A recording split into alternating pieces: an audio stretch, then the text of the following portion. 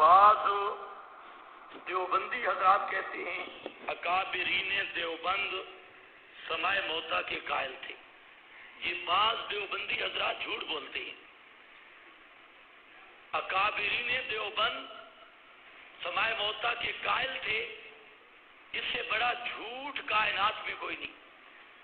آپ فتاوی دارالعلوم دیوبند، پہلا دیوبند کا مفتی اول دیوبند مفتی عزیز الرحمان دیوبندی، جو مفتی شفیع صاحب کے بھی استاد ہیں اور بھی سب علماء کے استاد ہیں، انہوں نے 5 مقام پہ لکھا فتاوی دارالعلوم دیوبند میں 14ویں جلد میں بھی 5ویں جلد میں بھی صاحب لکھا.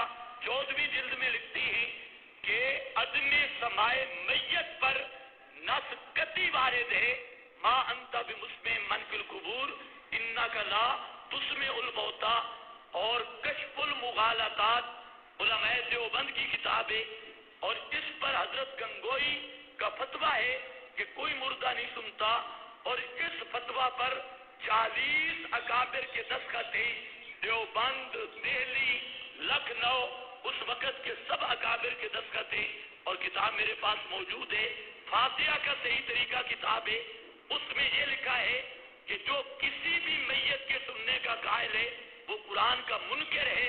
قرآن کا فیصلہ یہ ہے کہ کوئی میت بھی نہیں سنتا، اور اس پر 45 اکابر دیوبند کے دستخط ہیں، جس میں تبلیغی جماعت کے بانی مولانا محمد الیاس صاحب رحمت اللہ علیہ وہ بھی ہیں، شیخ الحدیث مولانا محمد زکریا صاحب کاندلوی، یہ جو تبلیغی نصاب والے بزرگ ہیں، ان کی کتاب کتب فضائل پر اشکالات کا جواب، اس کے صفحہ 114 پر یہ مسئلہ موجود ہے کہ انک لا تسمع الموتى، یہ نص ہے عدم سماع میت پر.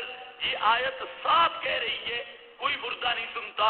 مفتی کفایت اللہ صاحب دہلوی کا کفایت المفتی، حضرت گنگوئی کی الکوکب الدری اور فتاوی رشیدیہ، اسی طرح حضرت مولانا نانوتوی صاحب ان کی اپنی جمال قاسمی، اور اسی طرح حضرت تھانوی، اسی طرح علامہ عثمانی، اور اسی طرح علامہ امیر علی مدی آبادی، علامہ بشیر الدین قنوجی، شاہ اسحاق دہلوی، یہ سب اکابر متفق اللفظ تعریر کر رہے ہیں، ایک ہی بات کر رہے ہیں کہ قرآن مقدس کا مسئلہ یہی ہے کہ مرنے کے بعد کوئی نہیں سنتا.